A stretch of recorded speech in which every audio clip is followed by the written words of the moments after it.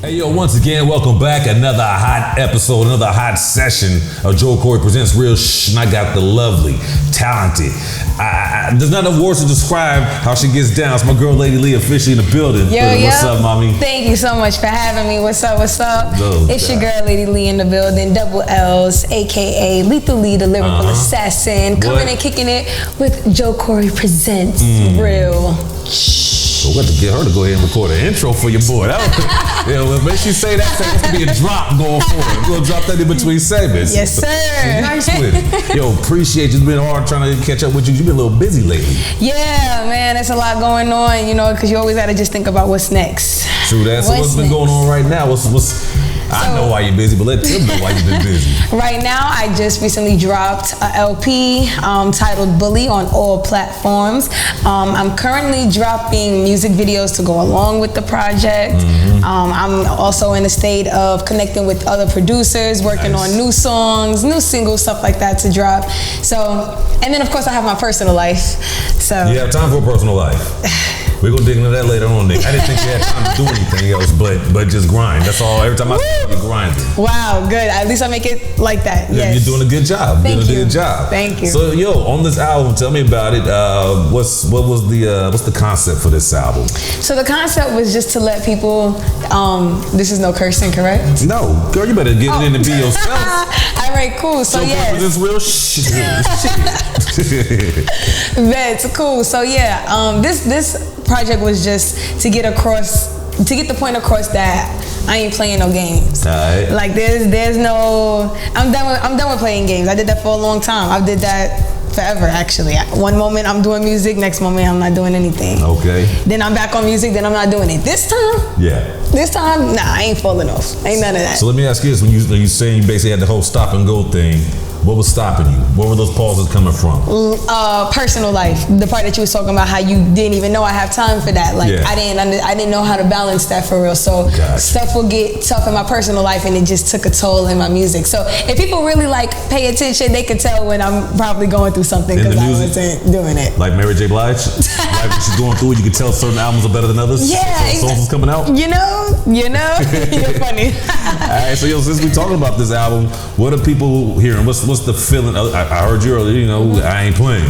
So it sounds like you just coming out whooping ass through the whole album, or what's the vibe? Yeah, I'm lyrically kicking ass. Like that's just what it is. I don't gotta physically put my hands on anybody to make them understand the vibe or the energy, but it came through in the music and the songs. Of course, I have my favorites. Which are? All of them. I didn't think about my answer. Nah, all of them, but however, no. My type, my top three to me are No Time. That's number one. Right. No Time. I really love Audacity. I love Audacity because it's really the fucking audacity for people. It's crazy. Okay. Like I really could feel that. Like every time I hear that song, I could just say it, and it's like yes, yes. But anyway, no, Audacity, and then this one is my favorite. It's called Tango, and that was one of my favorites because that was more real. Like I was able to really rap. So what you let? So you talking life on that one? Is it a party record? Nah, that's not a party record. That's actually straight up what I'm doing, what I'm looking for, what I'm going for, and what I already have. You had a stop and go phase, so that means there was other projects before. Tell me about some of those past projects and how they compare to this new one. Okay, so I have a project called Infamous. That was my first. Well, it was an EP. How many years ago was that? Or months or whatever? Years. 2016. Yeah. So that was 2016, and then I dropped one last year named Mosaic. That was more. So see, that's the gap. I was about to say that's a hell of a gap. Right. To 2020. So that was a gap, but that was my next project, my last project, and then. Now we're here a year later, and I did another project, Bully, and so that's gonna hold me over right there. Now I'm gonna just work on singles and stuff. So do you feel like Bully is the best project that you dropped so far? Or is it neck and neck with that's tough. Because I'm asking you to pick your favorite child. People trying to front like they ain't got favorites in their kids. You gotta, all y'all stop playing. Y'all know y'all got certain kids that's your favorites, and then some that y'all don't like as much as the others. Stop fronting. So same thing with the albums. I know you got certain choice. You know I'm telling the truth. Nah, facts. pretty sure parents be feeling like that. Pretty sure they like that with me and I know my mom's favorite. Rather she'll say it out loud. We know, Mom. We know. That's funny. Shouts out to my dukes. But I'm gonna say bully, because that's my most new. And see, that's one of my pros and cons about being an artist. Like I don't let my work sit for a long time in my own state. I want to say, like social media and stuff like that. It may seem like it's went out for a long time, but in my head, I really be through with it. Yeah. Like before probably it even come out, honestly. Like I be ready to make new stuff. Yeah, like but now this project I've learned to slow down. Like people don't see it like me, and of course it's gonna feel like that to me because I'm the one creating the art. Yeah. But so a creator's gonna create. So I'm always creating. Other people that's watching, they're just gonna watch and you know. So that's why it's like I gotta slow down because. Let them enjoy that. But yeah, you gotta let it marinate for me. Make them hungry for the next project. Right. And that's the part that I'm working on now. But yeah, Bully's my favorite. The reason why that was a hard question though at first was because everything seems like it's the best when you do it. True.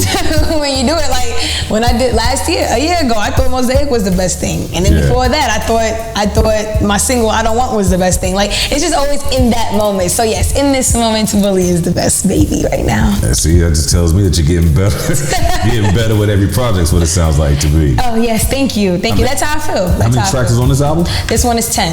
Okay, that's nice. That's nice. Something to hold on to for a minute. Thank you. Yeah, and that's actually my most that I've ever dropped. And the 3 tracks you named earlier is your favorites that are on this album, or that's just spread out? No, my favorites on this. I dig that. So, how many years have you been doing this I'm actually in the studio recording, like, this is what I do? How long you been at it? Since 2015. Word. Yeah, and the crazy thing behind that was I went into the studio for the first time, professional studio, because I've been in like houses and stuff like that, but a professional studio with Professor Griff in 2015. Yeah, right. And I still talk to him now. It's so funny. Shout out Professor Griff because he made a comment on my Lady video. Because you know he's on a whole he's where he's supposed to be. And so I know Professor Griff from up north? From Public Enemy. That's what I thought. Yeah. I didn't want to say because I know and if I was wrong, then would you say who? And I didn't want it to look bad. Oh no, definitely. Yeah. No, Professor Griff from Public Enemy. That's certified right there. Yes, that's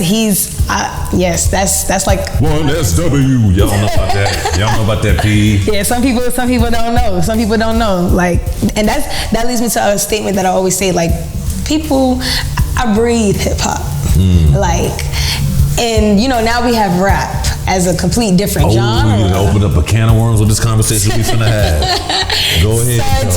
So it's like, you know, like some people may not know some of the people that I talk about or you talk about because they don't know hip hop, they know rap.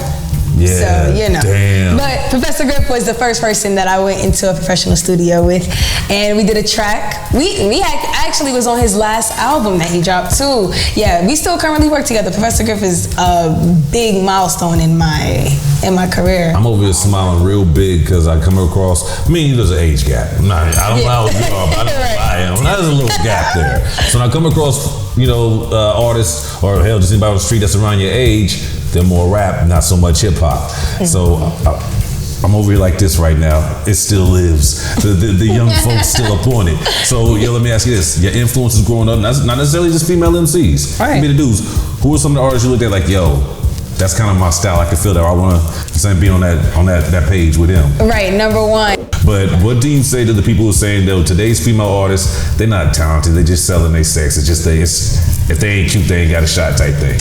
This is a hard question because I don't want them to stop what they're doing. I just want them to add to what they're doing. I get that. Boom. So it's like you can look however you want. You could say whatever you want. You could do it however you want to do it, but make sure that it's still artistic. Make sure that it still has substance. Yeah.